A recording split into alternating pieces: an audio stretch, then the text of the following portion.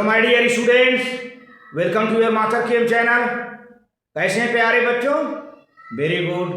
आज मैं Amla Shankar Yadav master chem channel की तरफ से IIT, JEE and NEET foundation बच्चों के लिए वीडियो लेके आया हूँ रिडॉक्स चैप्टर से।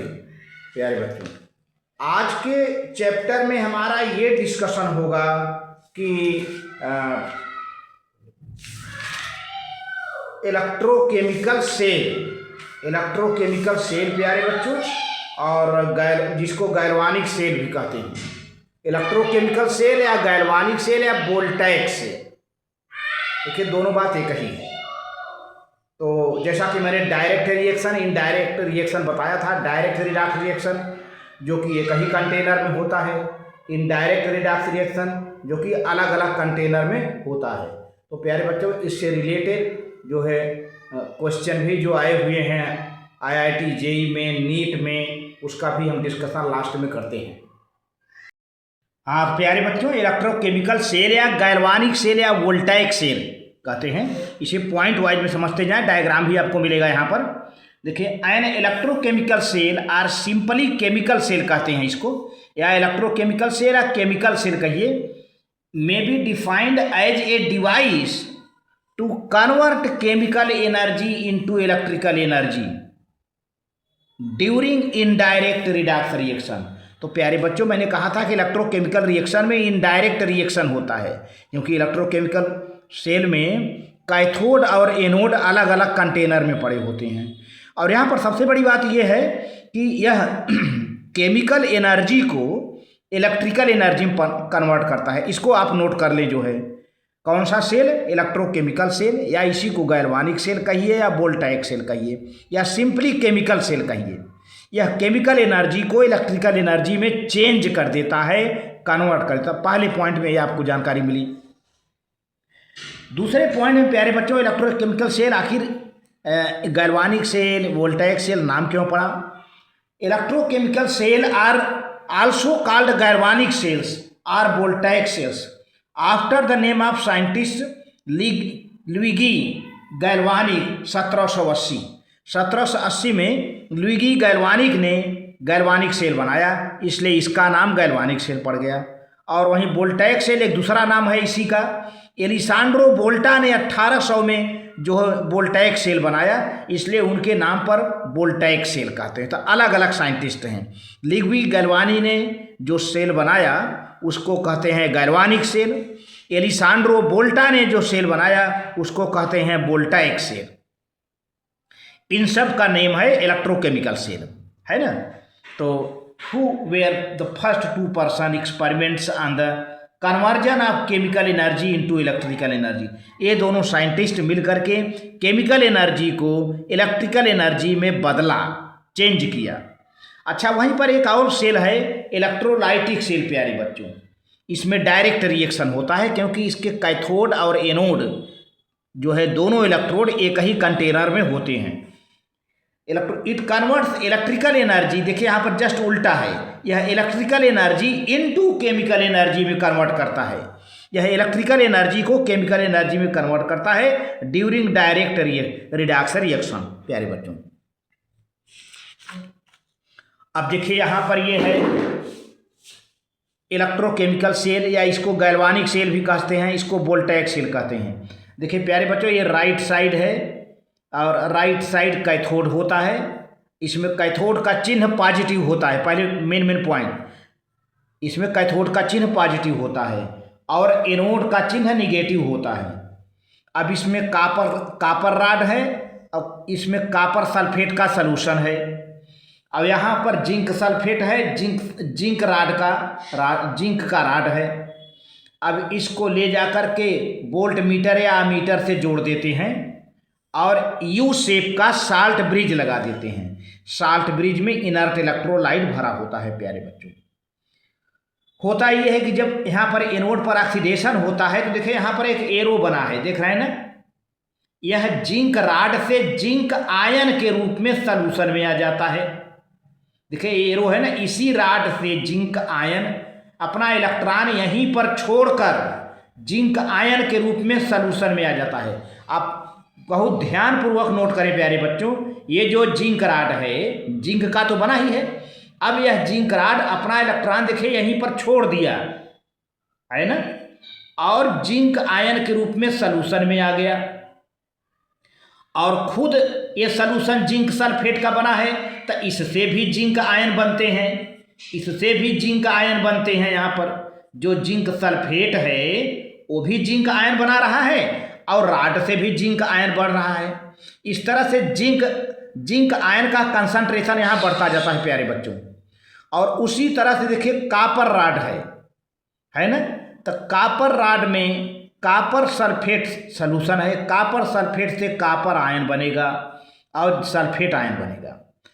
अगर हम साल्ट ब्रिज न लगाएं तो थोड़े समय के लिए इलेक्ट्रिसिटी जाती है और यहाँ पर आती है, लेकिन कुछ देर बाद इलेक्ट्रिसिटी का ये इलेक्ट्रॉन जाता है, देखिए यहाँ पर, और करंट का फ्लो इधर डायरेक्शन में है। इलेक्ट्रॉन जाएगा और करंट इधर अपोजिट डायरेक्शन में चलेगा, तो कुछ समय तक इलेक्ट्रिसिटी फ्लो करती, लेकिन इसके बाद बंद हो जाती है। ऐसा क्या रीजन है? क्योंकि यहाँ पर धीरे धीरे जिंक का कंसंट्रेशन बढ़ता जाएगा, पॉजिटिव आयन का कंसंट्रेशन बढ़ता जाएगा, और यहाँ पर प्यारे बच्चों कापर जमा होता जाएगा। देखिए ये कापर आकर यहाँ जमा हो रहा है, ये कापर लिखा हुआ है, कापर आकर के कापर रॉड पर जमा होता जा रहा है, यानी कापर आयन का कंसंट्रेशन घटता जा रहा है, सल्फेट आयन का कंसंट्रेशन बढ़ता जा रहा है। तो अब ये होगा कि जब सल्फेट आयन माइनस कंसंट्रेशन यहाँ यानी निगेटिव आयन का कंसंट्रेशन बढ़ता जा रहा है, इलेक्ट्रॉन भी आ रहा है, इलेक्ट्रॉन निगेटिवली चार्ज है, तो दोनों के बीच में रिपल्सन होगा। और दूसरी चीज़, अगर मान लीजिए इलेक्ट्रॉन यहाँ से जा भी रहा है तो पॉजिटिव आयन इतना यहाँ बढ़ गए हैं, जिंक आयन का कंसंट्रेशन इतना बढ़ गया कि इलेक्ट्रॉन को जाने नहीं देगा, अट्रैक्ट कर देगा। इस तरह से इलेक्ट्रिसिटी का फ्लो होना और इलेक्ट्रॉन का फ्लो होना बंद हो जाएगा। तब इससे बचने के लिए प्यारे बच्चों साल्ट ब्रिज बनाया गया। साल्ट ब्रिज में इनर्ट इलेक्ट्रोलाइट भरे होते हैं, potassium chloride, potassium nitrate, potassium sulphate, ammonium nitrate, ये सब कुछ न कुछ भरा रहता है। उसके साथ अगर जिलेटिन होता है। अगर जिलेटिन का मतलब ये होता है कि पोटेशियम क्लोराइड या पोटेशियम नाइट्रेट जो है इनको सॉलिड फॉर्म में रखता है, जिससे ये रिएक्शन नहीं कर पाते, इनर्ट होते हैं। अब इस साल्ट ब्रिज में से होकर देखिए जिंक आयन निकल जा रहा है, जिंक आयन का कंसंट्रेशन घट गया है, और इधर ये जो सल्फेट आयन का बढ़ा हुआ क्वांटिटी है सल्फेट आयन का, ये देखिए यहाँ मैं यहाँ पे एरो बनाया है, ये ऐसे ऐसे हो करके साल्ट ब्रिज में से होकर चला जाता है, यहाँ सॉल्यूशन में आ जाता है। तो यहाँ निगेटिव आयन का कंसंट्रेशन घट गया और यहाँ पॉजिटिव आयन का कंसंट्रेशन घट गया, है ना। तो इस तरह से तब इलेक्ट्रिसिटी फ्लो होने लगती है। तो साल्ट ब्रिज इलेक्ट्रिकल न्यूट्रलिटी को मेंटेन करता है।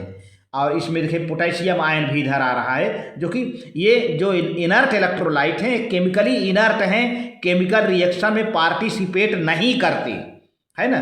तो इसीलिए साल्ट ब्रिज लगाया जाता है, ताकि जो जिंक आयन का यहाँ प्लस आयन का कंसंट्रेशन घटा दे और माइनस आयन का कंसंट्रेशन घटा दे और इलेक्ट्रिसिटी का फ्लो होने लगे, इलेक्ट्रॉन का फ्लो होने लगे। देखिए यहाँ से एनोड से इलेक्ट्रॉन निकल करके कैथोड की ओर आ रहा है।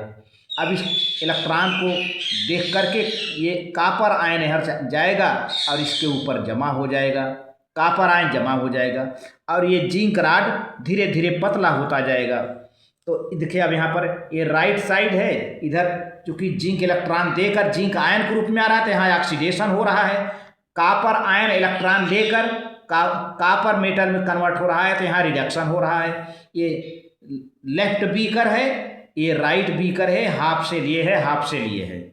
इस तरह से पूरा इलेक्ट्रोकेमिकल सेल या गैल्वानिक सेल या वोल्टेक सेल का डायग्राम हो गया प्यारे बच्चों। लेकिन वहीं इलेक्ट्रोलाइटिक सेल जो होता है, इलेक्ट्रोलाइटिक सेल का भी थोड़ा सा डायग्राम मैं बना देता हूँ प्यारे बच्चों। इलेक्ट्रोलाइटिक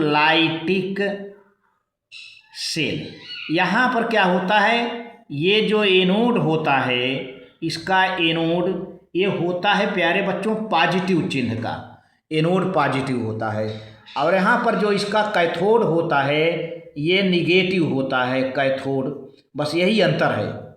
और ये जो है यहाँ पे सेल से जुड़े होते हैं और इन पे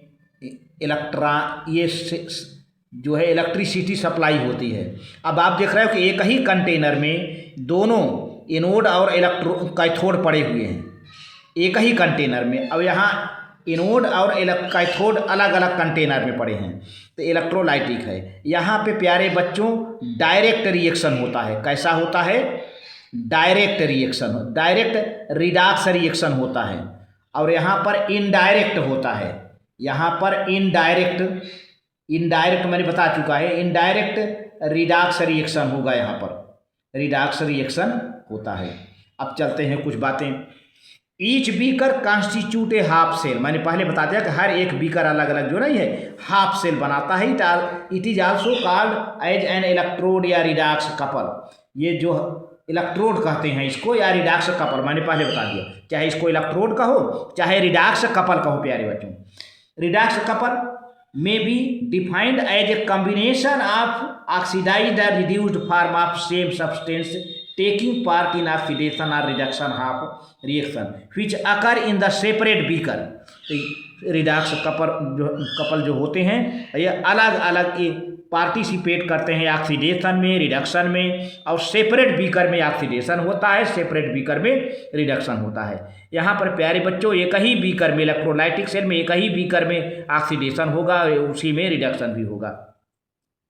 अच्छा, अब आगे रिप्रेजेंटेशन ऑफ इलेक्ट्रोड या रिडॉक्स कपल। इलेक्ट्रोड का जैसे जिंक इलेक्ट्रोड कैसे दिखाएंगे? जिंक आयन ऑब्लिक जिंक, ये जिंक का इलेक्ट्रोड हो गया। जिंक आयन पहले लिखेंगे, आयन पहले, चूंकि कोई भी इलेक्ट्रोड रिडक्शन पोटेंशियल में होता है। तो देखिए zinc electrode, zinc ion oblique zinc. इसी तरह से copper electrode, copper ion oblique copper. ये इलेक्ट्रोड को दिखाने का तरीका है प्यारे बच्चों, किसी इलेक्ट्रोड को कैसे लिखते हैं। Zinc rod is connected to copper wire. Zinc rod के ऊपर कापर वायर लगा होता है थ्रू द वोल्ट मीटर, जो कि कापर वायर को ले जाकर के वोल्ट मीटर या मीटर से जोड़ देते हैं और फिर ले जाकर के कैथोड से अलग से जोड़ देते हैं, और स्विच भी लगा होता है।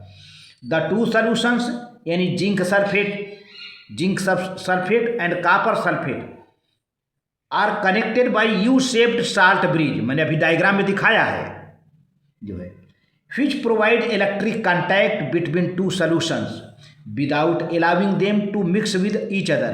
ये दोनों सॉल्यूशन एक दूसरे से मिक्स नहीं होंगे क्योंकि अलग अलग बर्तन में हैं, अलग अलग कंटेनर में हैं, अलग अलग वेसल में हैं, इसलिए सवाल ही नहीं उठता ये दोनों मिक्स हो जाएं। साल्ट ब्रिज का क्या काम है? Salt bridge contains the solutions of inert electrolyte.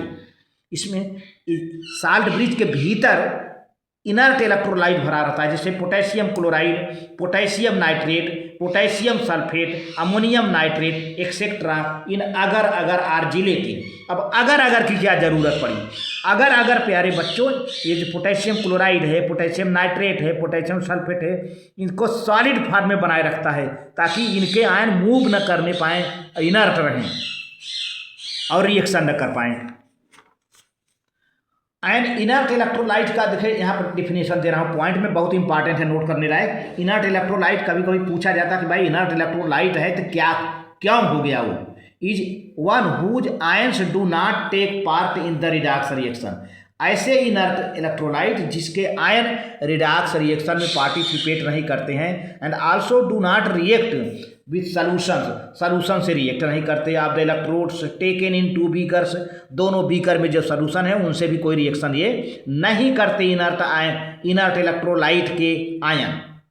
For example, अच्छा पोटेशियम क्लोराइड यहाँ पर एक एक्सेप्शनल है प्यारे बच्चों। पोटेशियम क्लोराइड अगर सिल्वर नाइट्रेट है तो उसके साथ नहीं यूज किया जाता है, क्योंकि पोटेशियम क्लोराइड अगर में डिजॉल्व हो करके उसका आयन सिल्वर नाइट्रेट से रिएक्शन कर जाता है। ये बहुत इंपॉर्टेंट नोट करने की बात है, आप यहाँ से नोट करिए। पोटेशियम कभी कभी पूछा गया है, IIT JEE में कई बार पूछा गया है, potassium chloride can not be used if one of the electrode is silver electrode containing silver nitrate. अगर कोई इलेक्ट्रोड सिल्वर का हो और उसमें सिल्वर नाइट्रेट का सॉल्यूशन भरा हो, तब प्यारे बच्चों साल्ट ब्रिज में पोटेशियम क्लोराइड नहीं लिया जाता है सॉल्यूशन। क्यों? Because potassium chloride reacts with silver nitrate solution to form white precipitate of silver chloride which is insoluble। और सिल्वर क्लोराइड का सफ़ेद प्रेसिपिटेट व्हाइट प्रेसिपिटेट बना देता है जो कि इंसॉल्युबल है, और सॉल्युबल पोटेशियम नाइट्रेट का प्रोडक्ट बना देता है। तो इसलिए सिल्वर नाइट्रेट को याद रखिए, जब भी सिल्वर नाइट्रेट सॉल्यूशन होगा और सिल्वर का इलेक्ट्रोड होगा तब पोटेशियम क्लोराइड को साल्ट ब्रिज में नहीं लिया जाता है, याद रखिए, क्योंकि साल्ट ब्रिज में पोटेशियम क्लोराइड अगर में डिजॉल्व होकर के सिल्वर नाइट्रेट से रिएक्शन कर जाता है। अब अगर क्या है, अगर gelatin is the gelling agent, ये जेलिंग एजेंट होता है अगर that holds the potassium nitrate, potassium sulphate, ammonium nitrate, या कभी कभी केसीएल को नहीं होल्ड कर पाता, लेकिन मैंने लिख दिया है केसीएल को बहुत ही मुश्किल से होल्ड कर पाता है, लेकिन potassium nitrate, potassium sulphate, ammonium nitrate को होल्ड किए रहता है, इन सेमी सॉलिड फॉर्म में बनाए रखता है, सेमी सॉलिड फॉर्म में, ताकि इनर्ट बने रहें state, and prevent it from mixing with the half cell solutions, और हाफ सेल सॉल्यूशन से ये इनको मिलने से रोकता है, कौन, अगर and maintain the electrical neutrality and complete the circuit. यही है अगर का काम। अगर एक जिलेटिन है, चिपचिपा सब्सटेंस है, जो कि पोटेशियम नाइट्रेट, पोटेशियम सल्फेट या अमोनियम नाइट्रेट को अपने साथ ले करके उसको सेमी सॉलिड बनाए रखता है, और सॉलिड में प्यारे बच्चों आयन फ्री होते नहीं, जब इसके आयन फ्री नहीं होंगे इसीलिए तो इनर्ट हो गया और यह रिएक्शन नहीं कर पाता किसी सॉल्यूशन से। तो लेफ्ट बीकर में देखो प्यारे बच्चों ऑक्सीडेशन टेक्स प्लेस, क्योंकि लेफ्ट बीकर में क्या है, एनोड है। अब देखिए ये जिंक है ना, जिंक अपना इलेक्ट्रॉन 2 ठे दे दिया और जिंक आयन में कन्वर्ट हो गया, तो मैंने बताया था कि जो इलेक्ट्रॉन देता है उसका ऑक्सीडेशन होता है। और राइट बीकर में प्यारे बच्चों रिडक्शन टेक्स प्लेस, कैथोड है, यानी कापर आयन है, इसको 2 इलेक्ट्रॉन यही जो मिल गया और कापर में रिड्यूस हो गया, कापर में रिड्यूस हो जाता है। अब सेल को कैसे रिप्रेजेंट करेंगे, किसी सेल को, तो अभी तो हमने डायग्राम बनाया, लेकिन आप जो है हैंड राइटिंग में कैसे रिप्रेजेंट करेंगे, तो प्यारे बच्चों राइट साइड कैथोड होता है, left side anode, anode concentration, फिर ये दो ठे वर्टिकल लाइन है, इनको साल्ट ब्रिज कहते हैं, दोनों वर्टिकल लाइन को साल्ट ब्रिज कहा जाता है, फिर कैथोड कंसंट्रेशन। लेकिन जैसे जिंक का इलेक्ट्रोड है ना, तो थोड़ा जिंक का इलेक्ट्रोड अभी हमने बनाना सिखाया है, zinc oblique zinc ion concentration, फिर salt bridge, copper ion concentration oblique copper. ये रहा जो है सेल बनाने का जो है तरीका, सेल डायग्रामेटिक जो है रिप्रेजेंटेशन न दे करके हैंड राइटिंग में कैसे रिप्रेजेंट करते हैं। अब एक फार्मूला है loss of weight of zinc rod. प्यारे बच्चों मैंने कहा था कि जिंक का ऑक्सीडेशन होता रहता है, जिंक पतला होता जाता है, और कापर का रिडक्शन होता है तो कापर मोटा होता जाता है, उसके ऊपर कापर जमा होता जाता है, तो जिंक के जो राड है उसके वेट में कमी आएगी। तो अब इसका एक फार्मूला है loss of weight of zinc rod upon gain of weight of copper rod. कितना जिंक राड के वेट में कमी आई, कितना कापर राड के वेट में जो है अधिकता आई, वृद्धि आई, is equal to equivalent weight of zinc upon equivalent weight of copper, जो कि होता है 32.50 जिंक के लिए और 31.75 कापर के लिए। प्यारे बच्चों ये रहा।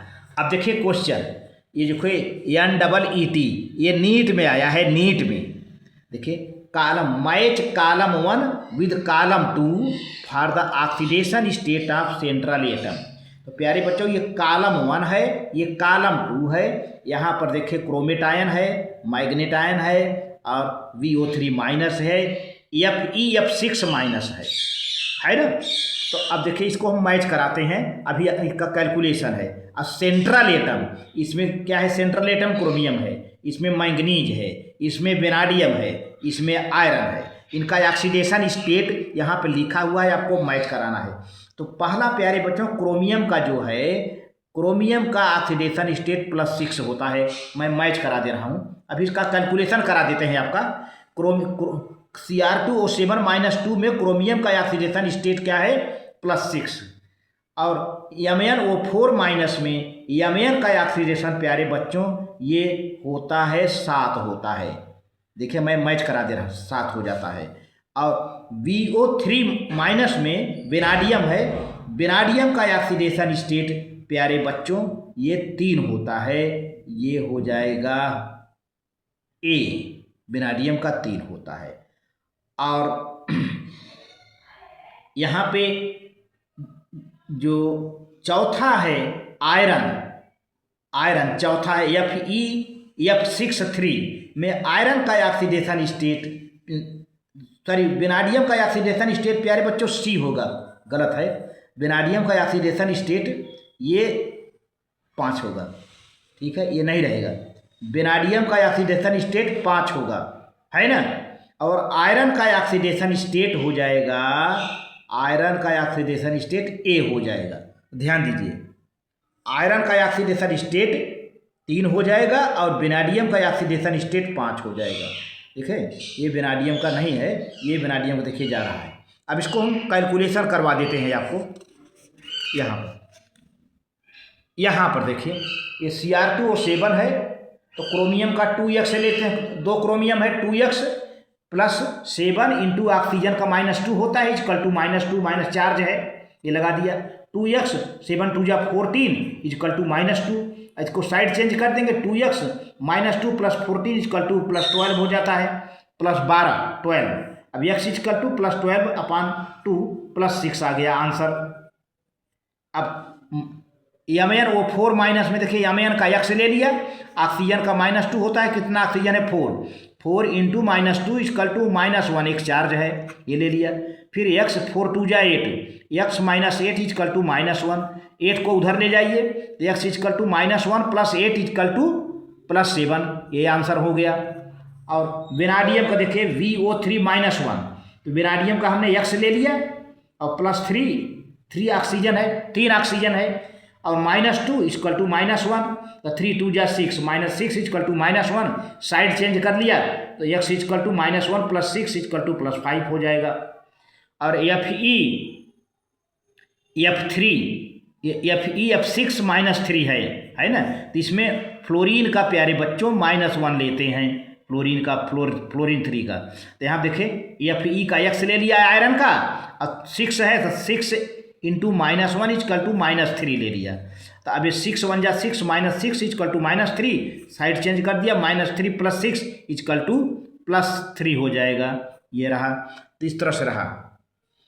और अगला प्यारे बच्चों जो कि लास्ट क्वेश्चन है आपका, consider the titration of potassium dichromate, मतलब K2Cr2O7 solution with acidified Mohr salt solution using dimethylamine as indicator. The number of moles of Mohr salt required per mole of dichromate. तो यहाँ पर आपका answer प्यारे बच्चों D होता है 6।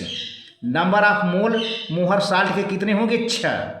ये IIT पेपर आया है, IIT पेपर सेकेंड 2007 में आया है, ध्यान दीजिए 2007 में क्वेश्चन आया है ये।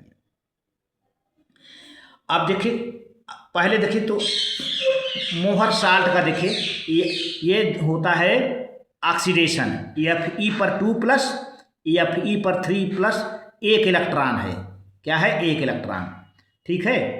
और फिर मोहर साल्ट का फार्मूला है FeSO4 NH4 2 SO4 6 H2O, ये मोहर साल्ट का फार्मूला है, ध्यान दीजिए आप इसको लिख सकते हैं, इज ए रिड्यूसिंग एजेंट। मोहर साल्ट क्या होता है reducing agent.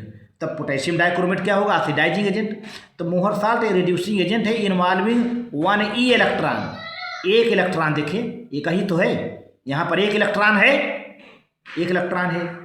Change while potassium dichromate K2Cr2O7 is an oxidizing agent involving 6 electron, है ना। तो देखिए ये Cr2O7 -2 प्लस 14H, ये प्लस 14H है और प्लस 6 इलेक्ट्रॉन, देखिए यहाँ पर 6 इलेक्ट्रॉन है, इक्वल टू 2Cr पर प्लस 3 चार्ज, 2Cr पर plus 3 charge plus 7H2O, the 1 mole potassium chromate ion will oxidize 6 mole of Mohr salt. यहाँ पर देखिए क्रोमेट आयन कई मोल है, 1 मोल है, 1 मोल क्रोमेट आयन ऑक्सीडाइज होता है 6 मोल मोहर साल्ट को, है ना। तो इसका देखिए यहाँ पे 6 आ गया है, 6 है ना, ये इसीलिए 6 आंसर आया है, इसीलिए 6 आपका 6, ये 6 इलेक्ट्रॉन है ना। तो 1 मोल पोटेशियम डाइक्रोमेट जो है 6 मोल मोहर साल्ट को जो है ऑक्सीडाइज करेगा। तो आपका आंसर ये है। Thank you, very good.